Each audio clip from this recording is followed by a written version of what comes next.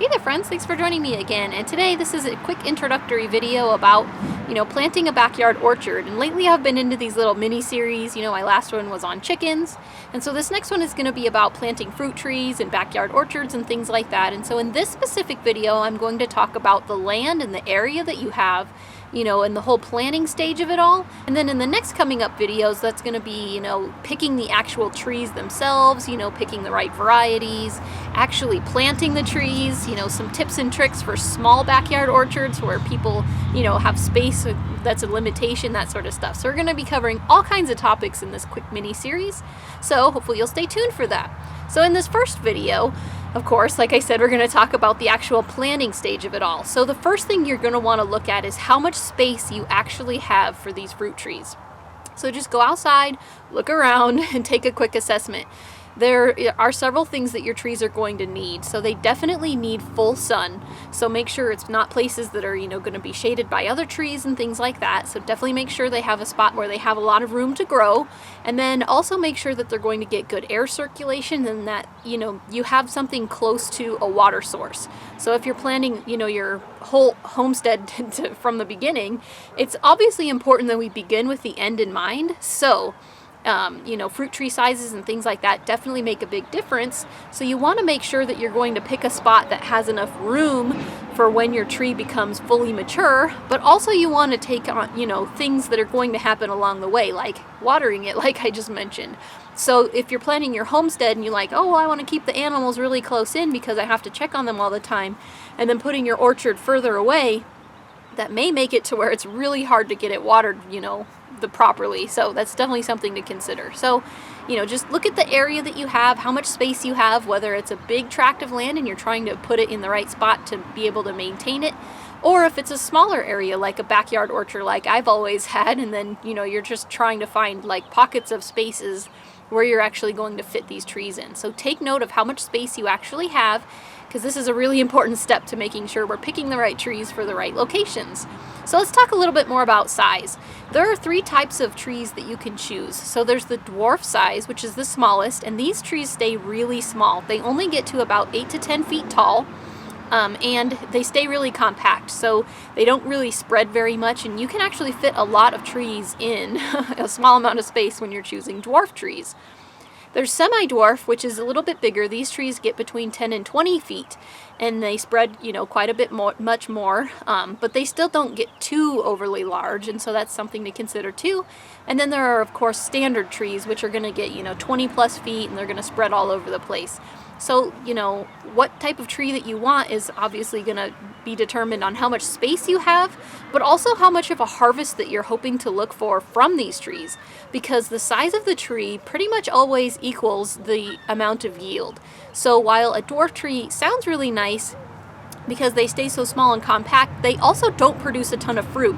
So if you're hoping for a tree that's going to have enough for like fresh eating and drying and, freezing and canning and giving away to all your friends and stuff like that, a dwarf tree is probably not going to get you the yield that you need for that. So if you want just a small tree for like just fresh eating and stuff like that, then this is probably a good choice for you. But if you need a little higher yield, you might need one of the larger trees. So when I was planning this little backyard orchard that I'm planting right now, actually, well, not this moment, but you know what I'm saying, that was something I had to consider. I was pretty much sure that I was going to have to go with semi-dwarfs because dwarfs are too small for me. I want a little bit more of a harvest, but I really don't have enough room for full-size trees.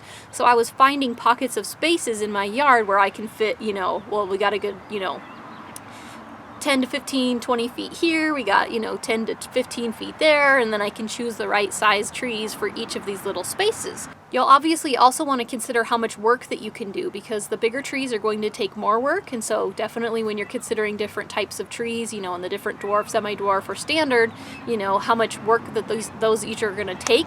Also consider what types of fruit you actually have uses for. So while your favorite fruit may be, say, peaches, but apples are really versatile in your kitchen, and so when you have a lot of apples, you'll do all kinds of stuff with them. You'll make applesauce and apple pie, and you'll fresh eat them, and just different stuff. And if you don't have enough space for multiple trees and you're trying to narrow it down to just a few trees that you can put in your yard, it might be better to choose the one that you actually have more uses for, and a fruit that can be more versatile. So Also keep maturity times in mind, because a lot of different fruit trees will actually mature in different amounts of time. So if you want a fruit tree that's going to start producing in, a year or two rather than 5 or 6 or whatever, you might want to consider that too. So I have noticed that, the smaller trees, the dwarf and semi-dwarf, do start maturing and, making it to where they can bear fruit sooner. The larger size actually take longer before they're established, but this is not a overall blanket rule. This is just generally. Sometimes there are exceptions, of course, to every rule, so that's definitely something to think about. But yeah, just the different maturity times is something you might want to think about. If you want to get your fruit sooner, you might want to try and plant some fruit trees that mature a little quicker. Ripening times is another thing to think about. If you have multiple, if you have a lot of space, you could think about, this would be wonderful actually, if you could plant multiple trees of a certain variety so that you can have more of a continual harvest. So this can be good or bad. This is definitely something to think about, but there are, even within a same variety, say a peach, there'll be early, there'll be mid, and then there'll be late season ones. Well, if you want, a more continuous harvest, rather than choosing just one variety and growing a whole bunch of that variety where they're all going to ripen at once, you can actually get a few different varieties in there so that you'll get some early, and then that one will be, tapering off, and then the mid-season is so you'll have more of a continuous harvest where you'll have more fresh fruit to eat over a longer period of time, or it won't overwhelm you to where you're overrun with tons of fruit that you don't know what to do with, and there aren't enough hours in the day to help take care of. So that's definitely something to think about. So keep maturity times in mind, but also keep in mind that the maturity time also makes a difference on when the tree flowers. If it's an early variety, it's probably going to flower earlier in the season. A mid, same thing. Later is going to flower later.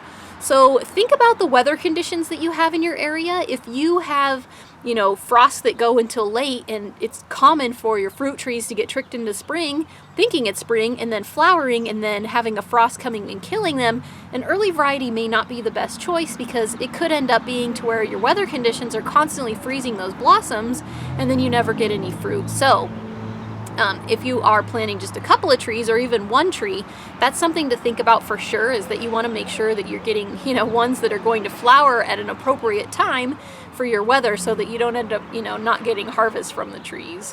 So there you go. There's my quick introduction to planting your backyard orchard. And like I said, stay tuned for the next videos coming up, because I'm about to plant this tree right here. So I'm going to talk a little bit more about making sure you're picking the right trees and then also actually planting them. So hope to see you next time. I'm Frugal Green Girl.